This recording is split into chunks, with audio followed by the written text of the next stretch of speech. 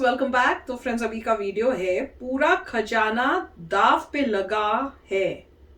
India का पूरा खजाना ऐसे लग रहा है दाव पे लगा है। अब क्या न्यूज है ये तो देख के पता चलेगा। वीडियो शुरू करते हैं। वीडियो शुरू करने से पहले अगर आप चैनल पर नए हो और आपने अभी तक सब्सक्राइब नहीं किया है तो जल्दी से पहले सब्सक्राइब के बटन और बेल आइकन को क्लिक कर लो ताकि आपको हमारे सारे न्यू वीडियोस की नोटिफिकेशन मिल जाए जैसे हम अपलोड करें। अगर आपको वीडियो पसंद है प्लीज लाइक एंड शेयर। चलिए शुरू करते हैं। नमस्कार दोस्तों, स्वागत है आपका हिंदी नॉलेज शो में। तो दोस्तों, ये वीडियो बहुत ही ज्यादा महत्वपूर्ण मुद्दे पर होने जा रही है। मेरी एक एक बात को बहुत ध्यान से सुनिएगा। तो दोस्तों, हुआ क्या है कि भारत का जो सेंट्रल बैंक है यानी कि रिजर्व बैंक ऑफ इंडिया, उन्होंने एक रिपोर्ट जारी करी है और ये रिपोर्ट बहुत ही ज्यादा सीरियस है। सरकार को तुरंत कड़े कदम उठाने पड़ेंगे, तभी इसे रोका जा सकता है, वरना भारत को एक जगह नहीं हर एक जगह नुकसान होगा और भारत की आम जनता पर अतिरिक्त बोझ भी इससे पड़ने जा रहा है। अब ये रिपोर्ट क्या है, इससे क्या नुकसान होगा, इससे कैसे बचा जा सकता है और सरकार क्या कर रही है, ये सारी चीजें मैं आपको इस वीडियो में बताने जा रहा हूं। सबसे पहले जानते हैं कि आरबीआई ने क्या रिपोर्ट दी है। आरबीआई ने रिपोर्ट दी है कि पिछले कुछ महीनों के अंदर ही भारत का जो खजाना है यानी कि विदेशी मुद्रा भंडार, जिसे दुनिया का हर देश अपनी लाइफलाइन मानकर चलता है। लाइफलाइन कैसे? उदाहरण के लिए पाकिस्तान आज जिस बड़े आर्थिक संकट में फंसा हुआ है उसका कारण क्या है? विदेशी मुद्रा भंडार का ना होना। श्रीलंका आज इतने बड़े क्राइसिस में फंस चुका है, देश में दंगे हो रहे हैं, लोगों के पास खाने पीने की चीजें भी उपलब्ध नहीं है। उसका सबसे बड़ा कारण क्या है? विदेशी मुद्रा भंडार का खत्म होना। इतना ही नहीं, दुनिया के आप किसी भी देश को उठाकर देख लीजिए जो कभी बैंकरप्ट हुआ हो या कभी उसकी अर्थव्यवस्था डूबी हो, उसका सबसे बड़ा कारण होता है उस देश की विदेशी मुद्रा भंडार पूरी तरीके से खत्म हो जाना। इतना ही नहीं, अगर आपके पास अच्छा खासा विदेशी मुद्रा भंडार नहीं है ना, तो आपकी जो मुद्रा है वो भी डेप्रिशिएट हो जाती है, यानी कि उसकी वैल्यू घटती चली जाती है और दुनिया के ज्यादातर देश फिर उसे एक्सेप्ट करना बंद कर देते हैं, जिससे कि आप और गहरे संकट में फंस जाते हैं। यानी कि ओवरऑल देखें तो विदेशी मुद्रा भंडार हर देश की एक लाइफलाइन है।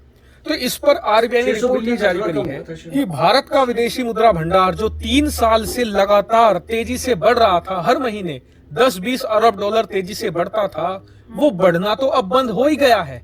उल्टा पिछले कुछ महीनों में घटकर करीबन 600 अरब डॉलर पर आ चुका है। करीबन 44 अरब डॉलर हमारे विदेशी मुद्रा भंडार से साफ हो चुके हैं और अब खतरा ये है कि जो विदेशी मुद्रा भंडार है वो 600 अरब डॉलर के लेवल से भी कम आ सकता है। इसका कारण क्या है? कारण ये है कि जो भारत का रुपया है वो तेजी से डिवैल्यू हो रहा है। आज का जो रेट है वो लगभग 77 रुपए है, जो हिस्टोरिक लो बताया जा रहा है। ऐसे में आरबीआई को अपने खजाने से और ज्यादा विदेशी मुद्रा भंडार खास करके डॉलर को रिलीज करना होगा और अपनी ही करेंसी रुपया को खरीदना होगा, जिससे कि हमारा विदेशी मुद्रा भंडार और कम हो सकता है। ऐसे में इस समय भारत सरकार भी और रिजर्व बैंक ऑफ इंडिया भी फंस चुके हैं। एक तो उन्हें 600 अरब डॉलर का लेवल बनाए रखना है, दूसरा भारतीय रुपए को और ज्यादा नहीं गिरने देना है। लेकिन अब आपका सवाल होगा कि भारत का जो विदेशी मुद्रा भंडार है, जो हर हफ्ते लगभग 5-6 अरब डॉलर बढ़ा करता था और महीने में 20 अरब डॉलर तो बढ़ जाया करता ही था, ये बढ़ने की बजाय उल्टा घट क्यों रहा है? इसका कारण क्या है? तो कारण मेनली 2 हैं। पहला तो ये कि पिछले कई महीनों से लगातार महंगाई बढ़ रही है, ऐसे में उसे कंट्रोल करना है। इसके अलावा भारतीय रुपया भी डेप्रिशिएट हो रहा था, तो उसे भी कंट्रोल में लाने के लिए हमें डॉलर मार्केट में रिलीज करना पड़ा। इसके अलावा दूसरा कारण ये है कि भारत के जो रिजर्व बैंक है उसने भी, और जो अमेरिका का सेंट्रल बैंक है जिसे फेडरल रिजर्व कहते हैं, उसने भी ब्याज दरें बढ़ा दी है। ऐसे में स्टॉक मार्केट गिरे हैं और विदेशी निवेशकों ने भारतीय शेयर मार्केट से पैसा निकाला है। अब जब विदेशी निवेशक भारत के शेयर बाजार में अपने शेयर्स बेचते हैं तो सरकार उन्हें डॉलर में ही पेमेंट करती है। ऐसे में वो डॉलर लेकर चले जाते हैं, उससे वो गोल्ड खरीदते हैं, क्योंकि जब शेयर मार्केट गिरता है तो गोल्ड ही एक सेफ ऑप्शन माना जाता है। हालांकि जब दोबारा फिर से शेयर मार्केट उठना शुरू होगा ना, तो ये दोबारा फिर से गोल्ड बेचकर भारतीय शेयर मार्केट में पैसा लगा देंगे। लेकिन फिलहाल के लिए इससे जो भारतीय खजाना है वो कुछ कम हुआ है, क्योंकि हमें विदेशी निवेशकों को पेमेंट करनी पड़ी और थोड़ा पैसा हमें रिलीज करना पड़ा मार्केट में, ताकि हमारा रुपया ना गिर जाए। ऐसे में सरकार के सामने बहुत बड़ा चैलेंज है कि एक तो 600 अरब डॉलर से कम नहीं होने देना है फॉरेक्स रिजर्व, अच्छा। दूसरा, भारतीय रुपया 80 के पार तो जाना ही नहीं चाहिए।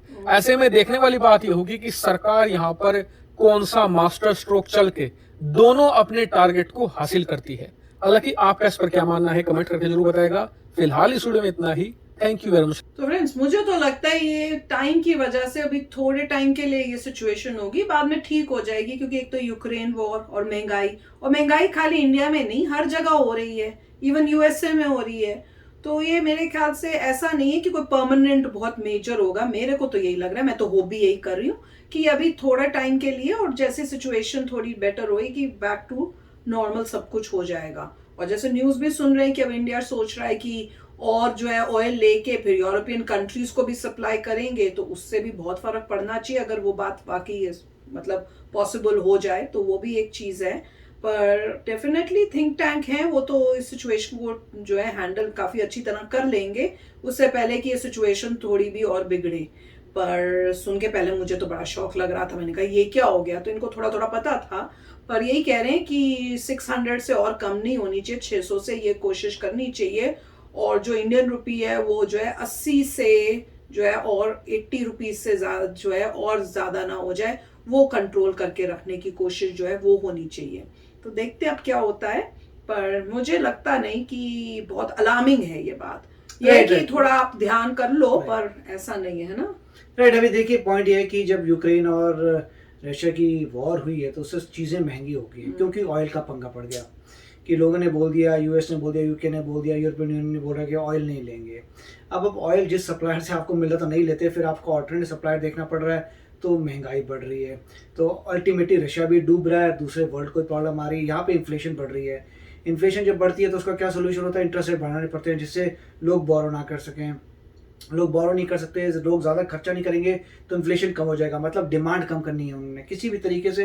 इन्फ्लेशन क्यों हो रही है? क्योंकि डिमांड ज़्यादा है लोगों के पास। डिमांड कैसे कम करेंगे?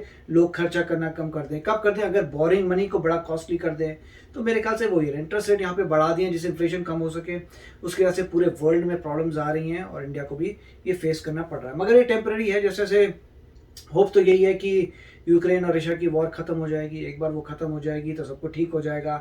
लोग जो कह रहे हैं कि भाई स्टॉक मार्केट डूब जाएगी या फटाफट गोल्ड खरीदो, वो पैनिक वाली बात नहीं है, क्योंकि लाइफ में ऐसे पैनिक से नहीं होता। ये कोई इतनी बड़ी बात नहीं है, क्योंकि अगर आप देखिए इंडिया में कोई प्रॉब्लम नहीं है। इंडिया जो प्रोड्यूस कर रहा है अभी भी कर रहा है। यूएस की प्रॉब्लम नहीं है।